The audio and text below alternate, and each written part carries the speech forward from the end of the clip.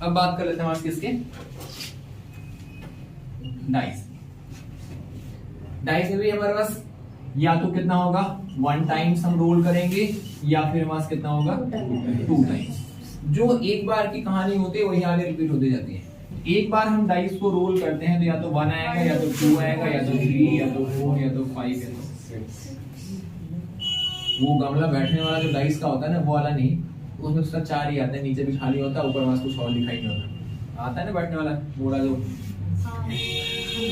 उसमें होते हैं 6 फेस, बस 4 पे नंबर लिखे होते हैं, वो वाला नहीं चाहिए। मैं तो ये वाला चाहिए, इसमें 6 होता है और 6 पे नंबर लिखा होगा 1 से लेके हमारे पास 6 तक।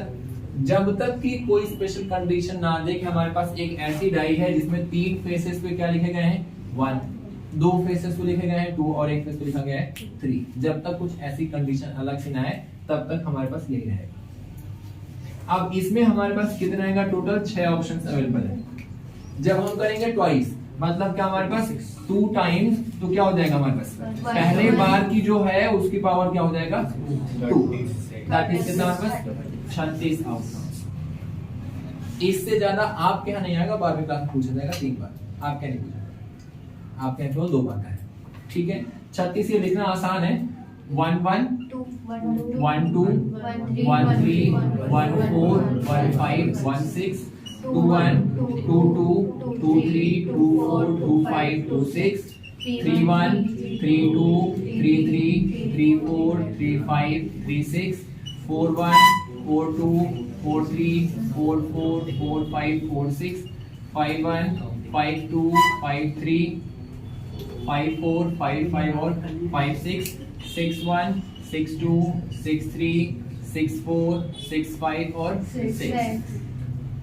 ये हमारे पास वो डायगोनल है जिसको हम क्या बोलते हैं डायगोनल ऑफ डबलेट। एक वर्ड फैंसी सा वर्ड इस्तेमाल करते हैं डबलेट, जनरली बच्चे पूछ लेते हैं एग्जाम में, हमारे यहाँ के बच्चे नहीं पूछेंगे, मुझे पता है डबलेट का मतलब क्या होता है, जो 2 बार आ रहा है। कंडीशन एक हमारे पास है डबलेट ऑफ ऑड या इवन या प्राइम, तो थोड़ा सा केस बढ़ेगा।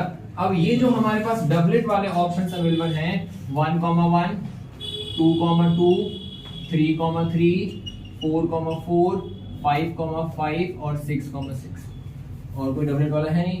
अगर उसने पूछ लिया हमारे पास क्या ऑड नंबर का डबलेट 1 2 और 3 आउट ऑफ 1/12। फिर हमारे पास अगर यही पूछ लिया हमारे पास इवन का सेम आएगा 3/6 1/12। अगर यही उसने पूछ लिया प्राइम का तब भी आंसर वही रहेगा।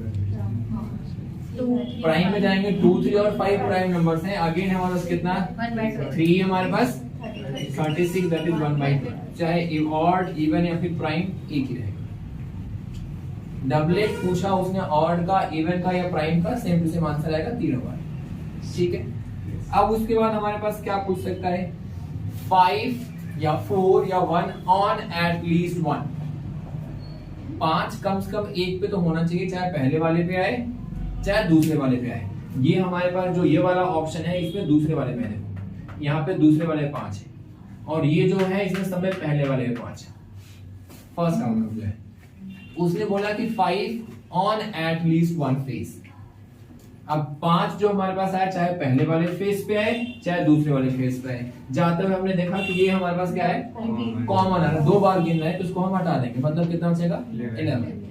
अब ये सबके लिए किसका बराबर है 5 4 3 2 1 या फिर 6 एट लीस्ट 1 बार पूछा जाएगा या फिर ऑन 1 फेस, सबके लिए बराबर आएगा 5 on at least 1 face, that is कितना हमारे पास 11 आउट ऑफ। ये किसी के लिए पूछ सकता है, ये हमारे पास वो किसी के लिए भी पूछ सकता है, चाहे 5 ऑन एट लीस्ट 1 फेस या फिर 4 on at least 1 face, 3 at least और 2 एट लीस्ट। पूछ ले अगर 5 ऑन सेकेंड रूल, सेकेंड वाले फेस पे क्या हमारे पास 5, फर्स्ट वाले रोल पे कंडीशन दे दे even number on first roll, even first roll पे होना चाहिए, सेकेंड रोल पे क्या 5, इवन फर्स्ट रोल पे होना चाहिए, सेकेंड पे कितना 5 8, इवन फर्स्ट पे सेकेंड पे कितना 5, इवन फर्स्ट पे सेकेंड पे कितना 5। 3 ऐसे हैं जिसमें पहला वाला आउटकम कितना है इवन, बाद वाला कौन सा है 5, दैट इज 3 आउट ऑफ 36। तो कंडीशन को अगर आप ये लिख के रीड करेंगे तो आपके सामने पिक्चर एकदम क्लियर आएगी। लिखना तो आपको आता होगा, इसमें कोई दो राय नहीं कि आपको लिखना नहीं आता, आप आराम से लिख सकते हैं। और ये बनाने के बाद कभी भी आप डाइस का क्वेश्चन गलत नहीं करेंगे, कभी भी।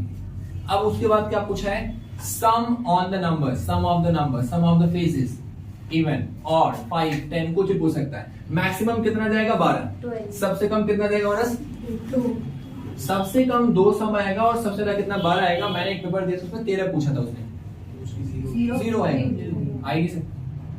तो आपको फिर उसको लिस्ट करके चेक करने की नीड नहीं, कोई ऐसा फेस है ही नहीं कि आपको 13 आ जाए। 6 मैक्सिमम है, दैट मींस कितना हमारा 0। लेस देन 12, 12 से कम, लेस देन 12,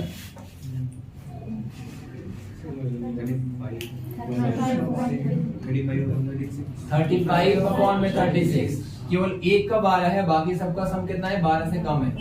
तो 35 ऐसे आउटकम से इस वाले को छोड़ के जिसका सम कितना हमारे पास है, ठीक है। तो हम क्या लिखेंगे उसको 35/36। याद रखना शब्द क्या बोल रहा है, वर्ड के ऊपर में ध्यान रखना। इतनी अंग्रेजी आपको बहुत अच्छे से आ चुकी है अब तक।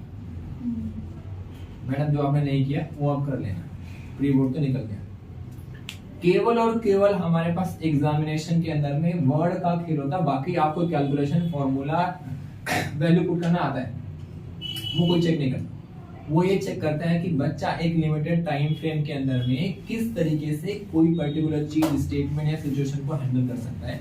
उनका काम ये नहीं देखना कि बच्चे को 16x18 करना आता है नहीं आता, वो काम नहीं, वो आपको आता है, सबको मालूम। वो प्राइमरी क्लास में बहुत बार आपने सीख लिया 16x18 क्या आएगा, मान लिया वो 1000, 2 इंटू में 3000, 5 हो गया, मल्टीप्लाई कर लेंगे, आता है आपको। वो हमारा काम नहीं है।